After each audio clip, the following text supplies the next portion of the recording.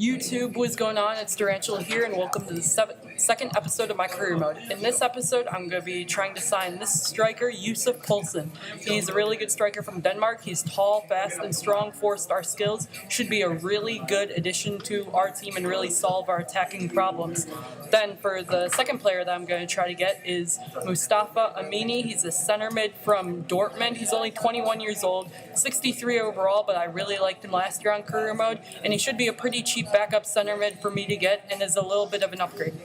Now I'm showing you the players that I'm going to try to sell, and I'm just going through this pretty quick, and I'm going to be selling all of my wingers because I'm going to be running a 4-3-1-2 formation for this season, so I really don't need the wingers. Even though Dennis Pratt is a pretty good player for the future, I'm still going to be selling him, and Frank Anchimpong is really pacey, but I'm still going to sell him. And then Andy Kwaya, just never going to play. I am keeping Andy Najjar because I really like him.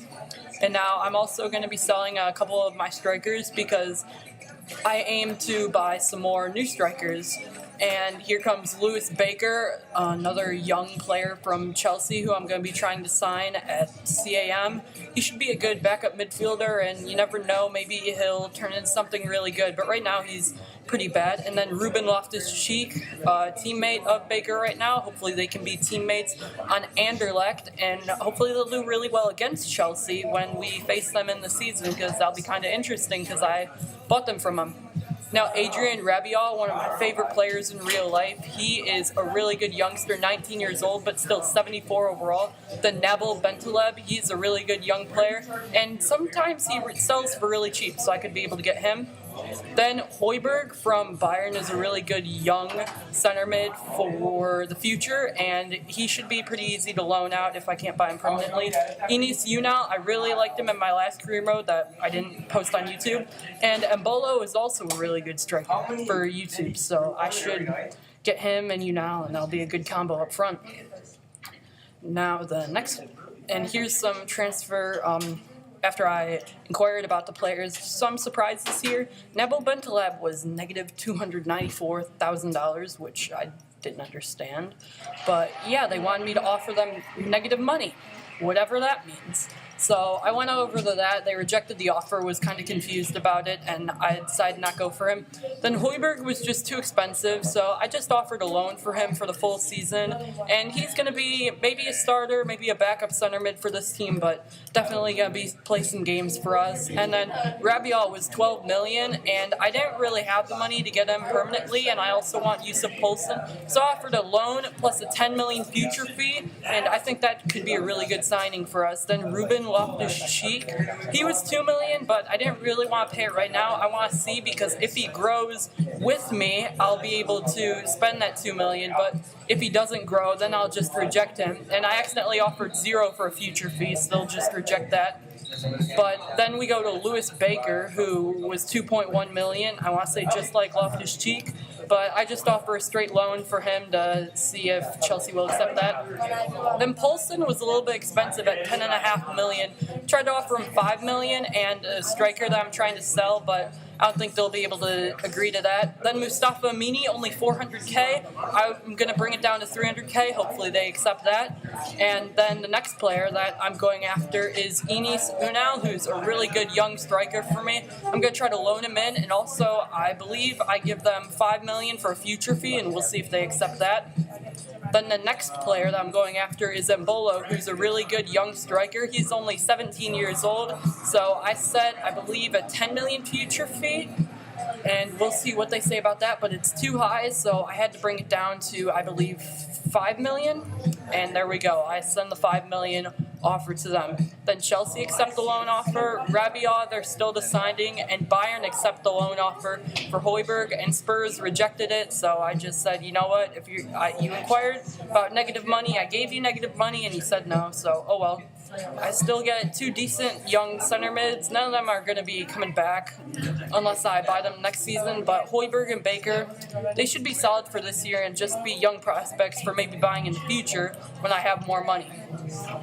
But now we go into Mustafa Amini, who was accepted for $300K. I give him everything that he wants for this offer, and we'll see what he says for the contract.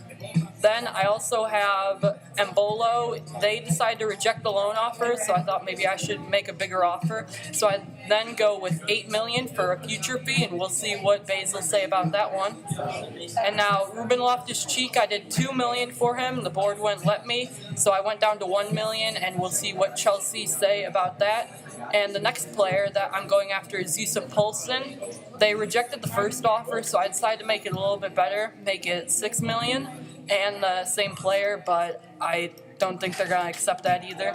Then Enis Unal, I gave them $7 million for a future fee because they said no to 5, so we'll see what they say about that. And now Mitrovic, one of the star players of this club, I'm definitely not selling him for $6 million. You'd have to give me at least $30 million to give up him. And Amini does not accept the contract, which I was a little surprised about, but I gave him a little better squad role and 20% bonus. We'll see what he says. Rabiot accepts, but I don't have the fees for his wage, so I had to go in and change it. And now he's coming in, $10 million for next year if I want to keep him. And Yusuf Poulsen, I decided to go with no money, but offer them my second best striker, which is Matthias Suarez. So we'll see what they say about that. I actually would really like that move. Then Ruben Loftus-Cheek, I just made a $1 million future fee, and we'll see what Chelsea say about that. I really want to get this guy for cheap. And Bolo is coming in for an $8 million future fee if I do that. And also Unal is coming in for a $7 million future fee if I do that. I know I won't be able to afford all these guys, but if some of them grow, I'll definitely be able to afford one or two. Amini comes in on a permanent deal, and that'll be really good for the club. And then Yusuf Poulsen, that transfer offer is accepted, so I give him everything that he wants for the wages. Then Pratt got an offer from Manchester United, and I definitely don't want to sell the young 20-year-old for less than what he's worth, so I said to give me $3.4 million, and we'll see what they say about that one. So that was an interesting. And then Poulsen declines the contract because I believe he wanted to know a role, and I said crucial first-team player because he's going to be my second striker. Actually, I changed it to important because I have Unal and Bolo coming in, so maybe not. And then United put 2.7. I was thinking about accepting it, but then I said, no, you have to give me what he's worth at $3.1 million for such a young player with all that potential. Ruben Loftus-Cheek is coming in at $1 million future fee if I do decide to buy him next year. So a bunch of good young players coming in on loans, and if I don't like them, I can always send them back. United only go with $2.9 million for Pratt, but I say yes to that because that's okay. Then Poulsen, I do accept that offer with Poulsen for Matthias Suarez. It frees me up a lot of wage budget for even more loans if I want to do that, so that'll be good. And here's just a recap of all the signings that I've made, all the loans, and then Poulsen and Amini are on permanent deals. So that's really good what we've been doing so far, and I'm just really excited about the progress that we've made so far in this episode. Now you see the first team sheet, and now you can still see it. I'm creating my backup team sheet, and I'm going to be showing you that. Here we go.